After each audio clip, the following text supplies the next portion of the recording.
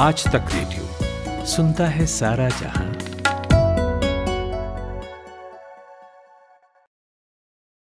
नमस्कार, आज गांधी जयंती है। मैं नितिन ठाकुर हूं। यानी अगर आज गांधी जिंदा होते तो 151 साल के होते, जो जाहिर है प्रैक्टिकली पॉसिबल नहीं है। हालांकि गांधी की अपनी इच्छा कम से कम 125 साल जीने की थी, ऐसा वो कभी कभी अपनी प्रार्थना सभा में कह देते थे। लेकिन सच तो यह है कि विचार अमर होते हैं, शरीर मर जाता है। भले ही गांधी खुद कह गए हों कि गांधीवाद जैसा कुछ नहीं है, तो भी कम से कम गांधी मार्ग जैसा तो कुछ है ही। जब गांधी सरकारी कार्यक्रमों के बंधक हो जाएं, तो अचानक एक लड़के का वीडियो वायरल होता है। लड़का वो भी महज 16 साल का। उस वीडियो में वो कुछ ऐसी बातें कहता है कि जो भी सुने सोचने को मजबूर हो जाता है। आज उसी लड़के की उम्र 17 साल है। वीडियो पिछले साल आया था। 12वीं में पढ़ता है। नाम आयुष चतुर्वेदी है। हमारे साथ है। स्वागत है आयुष। धन्यवाद भैया। और आयुष का वीडियो पिछले साल सितंबर में हमारे मोबाइलों तक पहुंचा था। बड़ी मर्म भेदी कुछ बातें कही थे आयुष ने उसमें। तो पहले वो वीडियो सुनते हैं और फिर आयुष से आज बात करते हैं।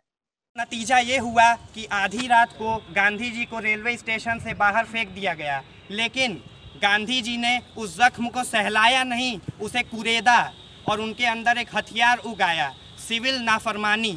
जालिम का न कहा मानना ही सिविल नाफरमानी है। और इसी के साथ एक इतिहास की शुरुआत होती है।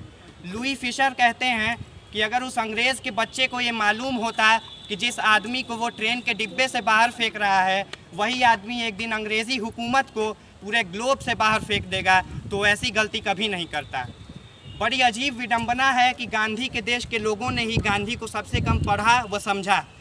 हैरी पॉटर और चेतन भगत को दिन रात भोर दोपहरी एक करके पढ़ने वाली युवा पीढ़ी अगर गांधी जी को तबीयत से पढ़ दी होती, तो आज पीढ़ियों का सबक शायद कुछ और होता। लेकिन हमने ऐसा नहीं किया, और यही कारण है कि आज तमाम फैंसी और फेसबुकिया ज्ञान हमारे पास हो गए हैं। जैसे बंटवारे का शाश्वत कारण गांधी जी को मानना और गांधी जी को मुस्लिम परस्त कह देना।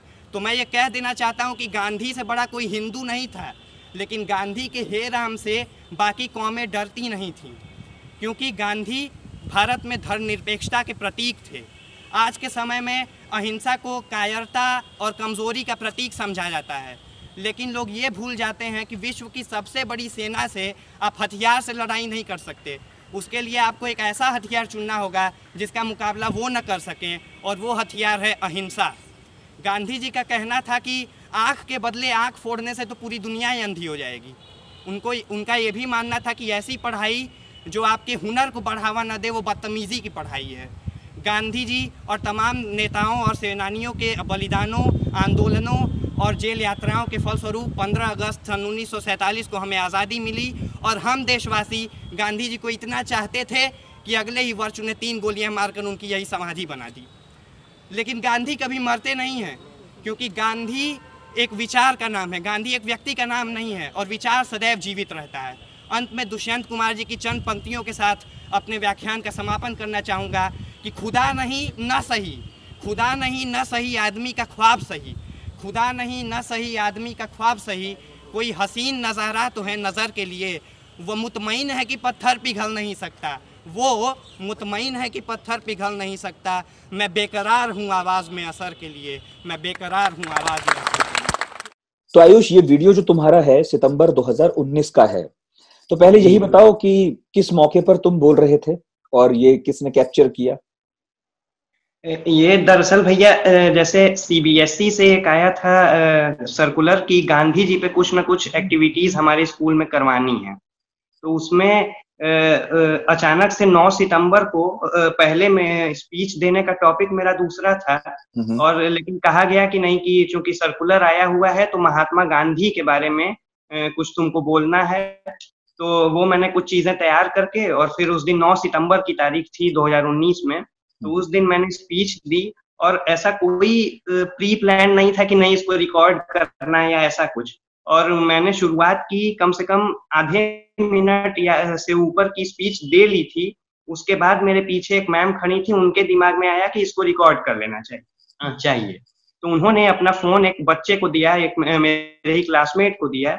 तो उसने वो स्पीच आधे के बाद से रिकॉर्ड कर दी, और फिर 2-3 दिन बाद मेरे पास आई। उस समय मेरी कोई ऐसा मेरे पास पर्सनल फोन नहीं था, तो मम्मी के फोन पे आई और मम्मी ने अपनी फेसबुक आईडी से उसको पोस्ट कर दिया और उसके बाद फिर उस पे व्यूज वगैरह आने लगे और वो थोड़ा वायरल हो गई। अच्छा, तो ऑब्वियसली ये तो सोचा नहीं होगा कि जब हम इसे पोस्ट करेंगे तो कैसे रिएक्शन आएंगे, लेकिन तुम्हें कैसे पता चला बिल्कुल कि नहीं। वीडियो वायरल हो गया? क्या किसी ने फोन किया, मैसेज किया, या तुम्हारे पास भी घूम फिर कर वीडियो पहुंचा था? हाँ, पहले तो जैसे कि मम्मी की ही पोस्ट पे व्यूज थोड़ा जब 1000 से ज्यादा व्यूज आने लगते हैं तो खुद ही लगता है कि अच्छा लोग देख रहे हैं। और उसके बाद फिर एक NSUI BHU नाम का पेज है जो कांग्रेस की छात्र संगठन होता है, तो उन लोगों ने अपने पे पोस्ट किया और उसके बाद फिर धीरे धीरे मतलब शुरुआत में तो कांग्रेस के ही लोगों ने और उसके बाद कई जर्नलिस्ट ने, अजीत अंजुम सर ने और काफी अच्छे लोगों ने उसको शेयर किया, तो फिर वो पता चला, खुद ही लगा कि अच्छा हाँ अब कुछ शेयर हो रहा है और यूट्यूब वगैरह पे भी कई और चैनल्स वो वीडियोस पोस्ट करने लगे, तो फिर लगा कि अच्छा कुछ वायरल जैसा कुछ हुआ है। आयुष, कहाँ पढ़ते हो, किस शहर में रहते हो? ये वाराणसी में सेंट्रल हिंदू बॉयज स्कूल है, वहीं 11th से पहले 10th तक एक घर के पास स्कूल था, नवनीता कुंवर पब्लिक स्कूल, वहां पढ़ता था और 10th के बाद 11th में एंट्रेंस से एडमिशन यहाँ सेंट्रल हिंदू बॉयज स्कूल है वाराणसी में, वहां पे अभी 12th में हूँ मैं वहीं उसी स्कूल में। तो डिबेट का शौक है और गांधी को पढ़ने का भी शौक है, कि केवल डिबेट का शौक है इसलिए गांधी को भी पढ़ लेते हो?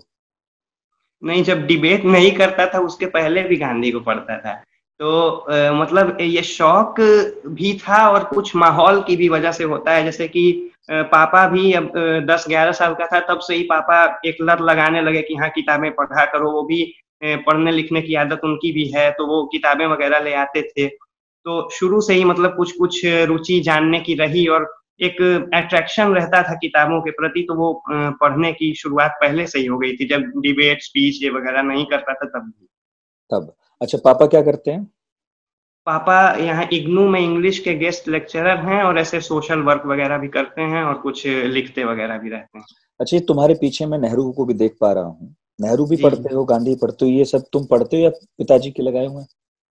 नहीं, ये मैंने भी सेट की है। अब यही देखिए कि गांधी की सादगी को हम लोग कैसे सीख सकते हैं। अब यहाँ भी ये बनावट ही है एक तरह से, ये बातचीत के पहले मैंने इसे सेट किया यहाँ ले आके कि अच्छा लगेगा देखने में। तो ये किताबें पढ़ता हूँ, नेहरू को भी पढ़ता हूँ, जितना गांधी को पढ़ता हूँ उतना भगत सिंह को भी पढ़ने की कोशिश करता हूँ, अम्बेडकर को पढ़ने की कोशिश करता हूँ। तो ये किताबें पढ़ता भी हूँ और यहाँ रख भी दिया हूँ। रख भी देते हैं। नहीं, किताब तो सजाने में अच्छी लगती भी, मेरे यहाँ भी सजी हुई है। बिल्कुल। और जब हम बातचीत करते हैं तो फ्रेम बनता है तो किताबें पीछे होती है तो अच्छा लगता है, बातचीत वजन होता है।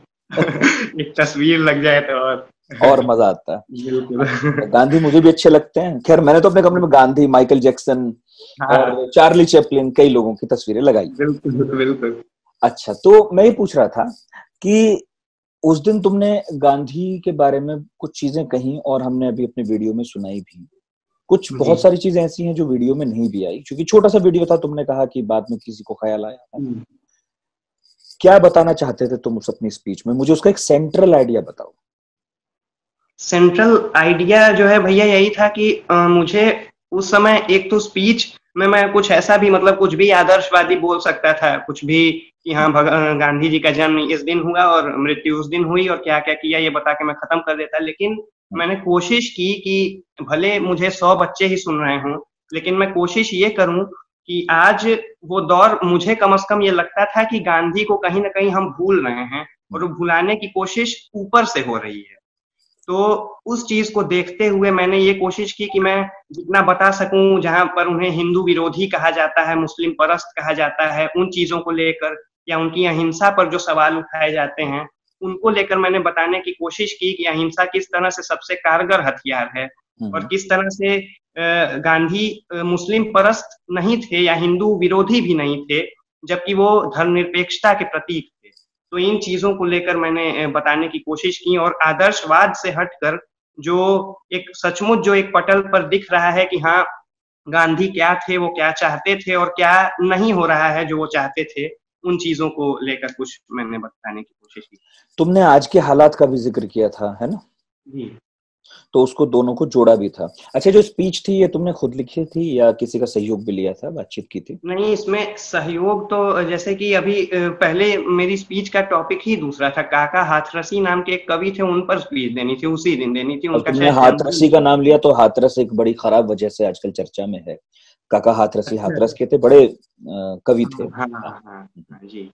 तो जी। वही, तो उन उन पर स्पीच देनी थी, तो पूरी स्पीच मैंने उन्हीं के ऊपर तैयार कर ली थी, काका हाथरसी के ऊपर। लेकिन एक दिन पहले 8 तारीख को दोपहर में स्कूल में ही बताया गया कि नहीं, अब महात्मा गांधी पर स्पीच तैयार करनी है। तो उस पर जितना भी मैंने पढ़ा हुआ था गांधी जी के विषय में, उसको और खुद से भी जोड़कर उस चीज को एक भाषण का रूप दिया। और कुछ बातें तो जो तैयार नहीं भी की थी वो भी बोल गया स्पीच के दौरान।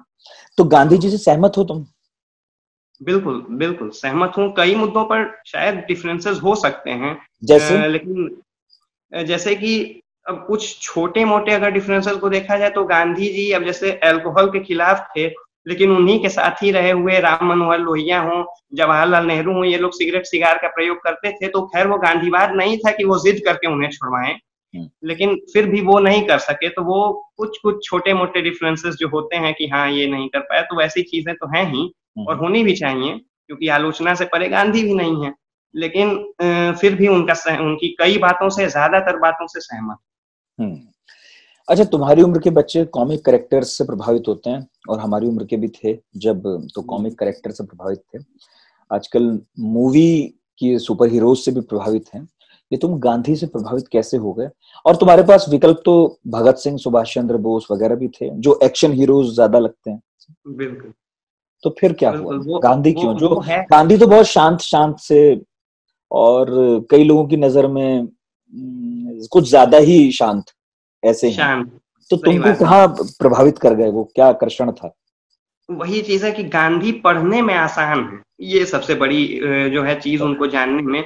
अब जैसे कि किसी भी 10-12 साल के बच्चे के सामने ये बात आपने बिल्कुल सही कही कि हम्म, अगर हम भगत सिंह की तस्वीर रखें और गांधी की तस्वीर रखें, तो हम्म, भगत सिंह की मूंछें, उनकी टोपी, उनकी पगड़ी ज़्यादा आकर्षित करेगी, और गांधी एक तरह के थोड़ा उबाऊ फिगर, एक सीरियस तरह के, या सीधे तौर पर एक बुढ़ऊ लगेंगे बच्चों को। हम्म, लेकिन फिर भी अगर हम उसी बच्चे को सत्य के साथ प्रयोग का एक हल्का सा एक चैप्टर दे दें, या वो चैप्टर दे दें कि जिसमें गांधी को बीड़ी पीने की लत लगी और उन्होंने आत्महत्या की कोशिश की और फिर कैसे बीड़ी पीने की लत छोड़ी, वो एक चैप्टर दें। और भगत सिंह का कोई एक ऐसे दे दें, जैसे कि पंजाब की भाषा और लिपि की समस्या पर उन्होंने एक आर्टिकल लिखा, या why I am an atheist दे दें, तो उस बच्चे को सत्य के साथ प्रयोग वाली बात शायद कुछ ज्यादा आसानी से समझ में आ जाए।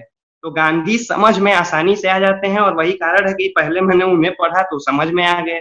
शायद हो सकता है कि भगत सिंह को पढ़ा होता वो जल्दी समझ में आ जाते, अगर तुम बचपन से। तुम तो मुझे जितना तुम पढ़े हो अभी हाल फिलहाल में, हालांकि कितना ही पढ़ो कम ही लगता है, लेकिन फिर भी बिल्कुल, तुम्हारी उम्र के हिसाब से मैं बात कर रहा हूँ। जिस तरह से तुम पढ़े हो और तुमने अभी 2-3 चीजों का नाम लिया, तुम तो मुझे भगत सिंह के ज्यादा करीब लग रहे हो। वो ही पढ़ते थे इतना, तो गांधी तो फिर भी कम पढ़ते थे। नहीं, बिल्कुल, बिल्कुल, नहीं, वो भी गांधी भी पढ़ते थे, भगत सिंह भी पढ़ते थे, अच्छा, वो और तो है जिस ही कि जिस निबंध का तुमने नाम लिया भगत सिंह ने, वो लगभग तुम्हारी आयु में थे, थोड़ा बहुत हाँ, ज्यादा कम, 16-17 साल के थे। तब हाँ, लिखा था। और हाँ, वही चीज़ है, वो मैंने पढ़ा अभी कुछ साल, पिछले साल ही शायद वो भी पढ़ा मैंने, वो लेख भी उनका कि उस पर उन्होंने 50 रुपए का इनाम भी जीता था, और उस जमाने में 50 रुपए बड़ी चीज़ होती है। तो वो ये तो है कि ये बात सचमुच है कि पढ़ते वो थे और उनकी तरह पढ़ने की कोशिश। तो ये नहीं है कि उनसे कोई मेरा डिफरेंस है या ऐसा, लेकिन एक पैरेलल मैं नहीं ड्रॉ कर पाता कि नहीं, भगत सिंह और गांधी एक ही थे। ये मैं कहने में नहीं गुरेज करूंगा कि मुझे गांधी कहीं ना कहीं ऊपर दिखते हैं, हम्म, और लेकिन फिर भी मैं उतना ही, क्योंकि 23 साल की उम्र में भगत सिंह की को फांसी हो गई, उनकी मृत्यु हो गई। उसके बाद अगर वो जीवित होते तो शायद जवाहरलाल नेहरू या महात्मा गांधी से ज्यादा लिख के गए होते। लेकिन फिर भी जो है कि थोड़ा एक अट्रैक्शन मेरा गांधी के प्रति रहा है। अच्छा, एक बात बताओ, जब तुमने गांधी को लेकर ये स्पीच दी, ये वायरल हुई, उसके बाद तुम्हारा कई जगह इंटरव्यू हुआ, टीवी पर भी तुम आए, है ना? तो बहुत लोगों ने तुम्हें देखा होगा, तुम्हारी बात सुनी होगी। तो जिस अनुपात में तुम्हारे प्रशंसक बढ़े होंगे, उसी अनुपात में ऐसे लोग भी तो बढ़े होंगे जिन्होंने तुम्हें रोक रोक कर पूछा होगा और इनवाइट किया होगा बहस के लिए, और कहा होगा, अरे गांधी में ऐसा क्या खास था, गांधी ने तो देश को जो है बंटवा दिया और गांधी ने तो ये किया और वो किया, मतलब ठीक है एक नैरेटिव है वो, लेकिन बहुत सारे लोग तथ्यों पर बात न करके इस तरह का एक चित्र खींचते हैं जैसे गांधी तो खलनायक थे और जिन्हें प्रोजेक्ट किया गया नायक की तरह। तो मेरा तुमसे कहना है कि बड़े लोग तो उन्हें हैंडल कर लेते हैं, किताबों का उद्धरण देते हैं, है ना, बहस करते हैं, तुम क्या करते हो? और अच्छा, अपने आसपास जो तुम्हारी उम्र के लोग हैं, जो बच्चे हैं, उनको कैसे समझाते हो? बिल्कुल जी, ये तो है ही कि मतलब जितनी तारीफें हुई उतनी भले नहीं, लेकिन कुछ ना कुछ बुराइयां भी हुई ही, सवाल भी पूछे गए। तो मतलब अपने आसपास के लोगों में तो कुछ खास ऐसा मैं उस बारे में ऐसी बातें ही नहीं होती हैं। और स्कूल में जैसे जाता था तो वहाँ कई दोस्त हैं जो कि वही चीज है कि गांधी को लगता है कि नहीं ये तो कमजोर तरीके के थे, तो उस तरह से उनसे बातें करता हूँ, खूब बातें करता हूँ इस बारे में लेकर, बल्कि कई बार किताबें भी दिया हूँ कि लो पढ़ो, और पढ़कर कुछ आए भी हैं कि हाँ कुछ लग रहा है कि नहीं गांधी भी ठीक थे, ऐसा कहने वाले हैं। तो वो है कि मतलब जब वीडियो वो हुआ तो वायरल हुआ तो फेसबुक वगैरह, ट्विटर वगैरह पर भी कई गालियां भी पड़ी, और कुछ लोग पूछे भी कि यही सवाल कि पाकिस्तान अरे बंटवारे के कारण थे, महात्मा गांधी मुस्लिम परस्त थे, और जो है कि भगत सिंह की फांसी उन्होंने नहीं रुकवाई। और वो अलग बात थी कि इनको ये नहीं मालूम कि जब भगत सिंह को फांसी हुई तो महात्मा गांधी ने वकालत ही छोड़ दी थी, और भगत सिंह तो चाहते भी नहीं थे कि उनकी फांसी कोई रुकवाए। तो यही एक इस बारे में एक बड़ी अच्छी किताब है मेरे पास यहाँ रखी हुई है, गांधी एंड भगत सिंह V.N. दत्ता की। उसमें केवल इसी पर चर्चा है। हाँ। ये पढ़नी चाहिए लोगों को, हालांकि कौन लोड ले पढ़ने का आजकल। बिल्कुल वही चीज है कि वही तो पूरी कोशिश, मैं अपनी तरफ से पूरी कोशिश करता हूँ ये बताने की कि नहीं गांधी मुस्लिम परस्त एक धर्मनिरपेक्ष थे, माइनॉरिटीज को लेकर वो आगे आते थे। वो तो कहते थे कि पाकिस्तान में मैं हिंदुओं के साथ हूँ और भारत में मुसलमानों के साथ हूँ। तो ये चीज को लेकर कि जो माइनॉरिटी के ऊपर जो अत्याचार हो रहा है उसको लेकर वो बात करते थे, उसके खिलाफ बात करते थे। तो वही चीजें बताने की कोशिश की। कई दोस्त हैं जो गांधी को बहुत पढ़ते हैं, मेरी तरह ही पढ़ते हैं, और कई हैं जो बिल्कुल नहीं पढ़ते हैं, तो उनको भी बताने की कोशिश की, किताबें भी दी, बताने की कोशिश की। तो वो भी कहीं ना कहीं इस बात से कुछ न कुछ सहमत हो गए कि नहीं उनका भी योगदान है, भले ये ना सहमत हो कि हाँ महात्मा गांधी सबसे ऊपर हैं, लेकिन एक योगदान उन्होंने माना। अच्छा, तुम क्या बनना चाहते हो बड़े होकर? अब फिलहाल तक तो यही है, या पिछले साल तक भी यही था कि आगे चल के यूपीएससी करना है। अब उसके बाद यही है कि मतलब दिमाग में कुछ ना कुछ चलते रहता है, तो कभी होता है कि नहीं आगे थोड़ा पढ़ाई जारी रखूंगा और पीएचडी भी करूंगा किसी विषय पर। क्या तुम्हें पता है कि सिविल सर्वेंट्स को लेकर गांधी जी के विचार क्या थे? सिविल सर्वेंट्स को लेकर तो नहीं, वकीलों और डॉक्टरों को लेकर मैंने पढ़ा कि उन्होंने इन्हें बंटवारे का कारण, अरे गुलामी का कारण बता दिया था हिंद स्वराज में। हाँ वकीलों और डॉक्टरों को बताया था कि वकील जो है ये झगड़ा बढ़ाने वाला पेशा है और ये गुलामी का यही कारण है। तो पहले आपस में खुद को कैसे सहमत कर पाते हो ऐसी बातों से? नहीं, ये बातें कहीं ना कहीं लगती भी हैं मुझे खुद भी। जब पहली बार में तो नहीं समझ में आया, जब 14-15 साल की उम्र में पढ़ा था पहली बार हिंद स्वराज। डॉक्टर नाराज हो जाएंगे लेकिन तुमसे इन बातों पर। अच्छा, खुद तो वकील थे गांधी जी पर, ये भी बात सही है। वही ना, खुद वकील और जब पूछा गया कि डॉक्टरों के भी खिलाफ है तो बोलते थे हाँ मैं डॉक्टर बनना भी चाहता था, बनना भी चाहते थे और अपने आश्रम में खुद ही डॉक्टरी में लग जाते थे। बिल्कुल वही चीज। तो वो वही चीजें हैं कि मतलब पहली बार सहमत नहीं हुआ कई बातों से, लेकिन फिर जब दोबारा पढ़ा, तीसरी बार भी पढ़ रहा हूँ, बल्कि अभी भी कुछ कुछ पढ़ते रहता हूँ। हिंद स्वराज ऐसी किताब है कि हमेशा उसको पढ़ते रहना चाहिए, कितना भी पढ़े रहो। तो वही है कि उसमें अच्छा, तुमने तो हिंद स्वराज पढ़ी है, फिर तुम इससे कैसे सहमत हो पाते हो जब वो कहते हैं कि रेल जो है, ट्रेन जो है, ये बुराइयों की जड़ है? हाँ, नहीं, यहाँ पर इस हद तक तो सहमत हूँ कि हाँ बुराइयों की जड़ है। उन्होंने अपना अंग्रेजों ने अपना व्यापार बढ़ाने का जो है कि एक उसको जरिया बना लिया, उससे महामारी वगैरह फैलती है। लेकिन यहाँ असहमत हूँ, या ये भी सोचता हूँ कि सबसे बढ़िया काम अगर अंग्रेजों ने कुछ किया है तो रेल देकर ही किया है कि इससे आराम से हम जो है कि घूम फिर सकते हैं। रेल में बैठ के सुखदेव, राजगुरु, भगत सिंह देश भर में भी घूमते थे और गांधी खुद बैठकर उसी रेल में अलग अलग कांग्रेस के वही चीज। तो गांधी ने यही है कि उन्होंने खुद ही अपने विचारों में कई बार परिवर्तन किए हैं, और यही गांधी होना है भी, क्योंकि एक स्टैटिक रहना वो गांधी नहीं किसी भी बात पर। तो उस वायरल भाषण के बाद जी। कुछ बदला तुम्हारी जिंदगी में? क्योंकि बहुत सारे इंटरव्यूज होने लगे अचानक। भाई तुमने थोड़ी सोचा था ऐसा, ना तुम कोई बाल कलाकार हो कि एक्टिंग करूंगा, इंटरव्यू लेने लोग आया करेंगे। फिर कैसे हुआ, कैसे ये हिम्मत किया? सोचा तो बिल्कुल नहीं था। उसके बाद जब इंटरव्यूज वगैरह होने लगे तो बदला कुछ ऐसा तो नहीं, लेकिन यही है कि स्कूल में बच्चे जो मतलब क्योंकि नया एडमिशन हुआ था इस स्कूल में, नया नया अभी गया था, तो अच्छा। बच्चे जान नहीं रहे थे, फिर कुछ कुछ जानने लगे। उसके बाद फेसबुक वगैरह पे भी कुछ कुछ लिख के ऐसे ही पोस्ट करके, या उसके बाद भी कुछ कुछ बोल के ऐसे ही 2-2 मिनट का पोस्ट करने लगा, तो उस पर भी कुछ कुछ जैसे एंगेजमेंट्स आने लगी। तो ये चेंजेस हुए कि थोड़ा जानने लगे लोग, अगल बगल के भी और स्कूल में भी बच्चे जानने सोशल लगे। मीडिया पर भी तुम्हारी अच्छी फॉलोइंग है, मैं देख रहा था फेसबुक पर भी तुम तो वीडियोस बनाते हो। किस बारे में वीडियोस बनाते हो? वीडियोस जैसे यही जो अभी के कुछ कुछ मुद्दे आते रहते हैं, या कभी भगत सिंह का जन्मदिन हुआ, या किसी भी डॉक्टर लोहिया का है, जवाहरलाल नेहरू पे वीडियोस, तो कुछ भी जैसे जो चलते रहता है उसी पे क्योंकि पहली बात तो मोबाइल है, तो मोबाइल की स्टोरेज थोड़ी फुल हो जाती है, तो 2 ही 3 मिनट का वीडियो करके और पोस्ट करता हूँ, और कुछ कुछ लिखने की भी कोशिश उसी पे करते रहता हूँ। हम्म। तो गांधी पर तो काफी पढ़ा होगा और काफी बचा होगा, अब क्या पढ़ना बाकी रह गया? अभी बहुत कुछ पढ़ना बाकी है। अब जैसे गांधी के बारे में अभी कुछ ही किताबें, अपने हिसाब से तो मैं कुछ ही पढ़ा हूँ। हम्म। सत्य के साथ प्रयोग पढ़ी है, Hind Swaraj, Gram Swaraj, India of my dreams, और एक नारायण देसाई की किताब, और एक जेसी कुमारप्पा की किताब है। ये कुछ पढ़ी हैं, और इसके अलावा भी कुछ मंगा के रखी हैं, लेकिन अभी पढ़ी नहीं है। तो इसके अलावा काफी कुछ, जैसे एक तो अभी अशोक कुमार पांडे सर की आने वाली है किताब, सुना हूँ, उसने गांधी को क्यों मारा, वो पढ़ूंगा। इसके अलावा रामचंद्र गुहा की कुछ किताबें हैं, वो पढ़ने की अभी इच्छा है, अभी पढ़ी नहीं है वो किताबें। और इसके अलावा भी कुछ कुछ जैसे नॉवेल्स वगैरह, या बाकी नेताओं के बारे में, बाकी स्वतंत्रता सेनानियों के बारे में कुछ कुछ पढ़ते रहते।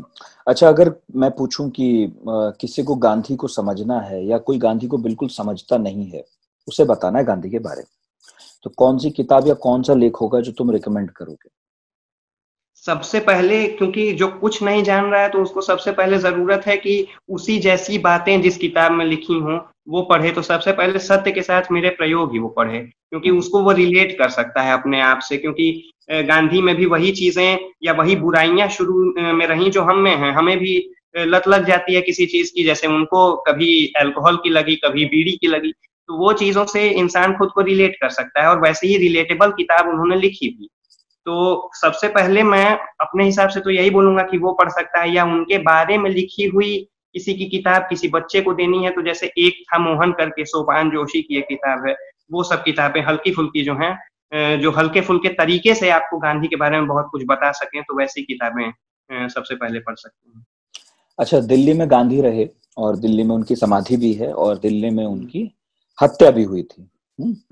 दिल्ली आए हो कभी देखने? यहाँ म्यूजियम है, गांधी जी का चश्मा, मैं दिल्ली, नकली मैं कान। यही तो है, यूपी, और यूपी से मैं कभी बाहर ही नहीं निकल पाया। यूपी और अच्छा, बिहार से एक बार बिहार में गया हूँ, बाकी नहीं कहीं मैं अभी तक जा पाया। तो इच्छा है दिल्ली नहीं गया हूँ बहुत कभी। देखने की?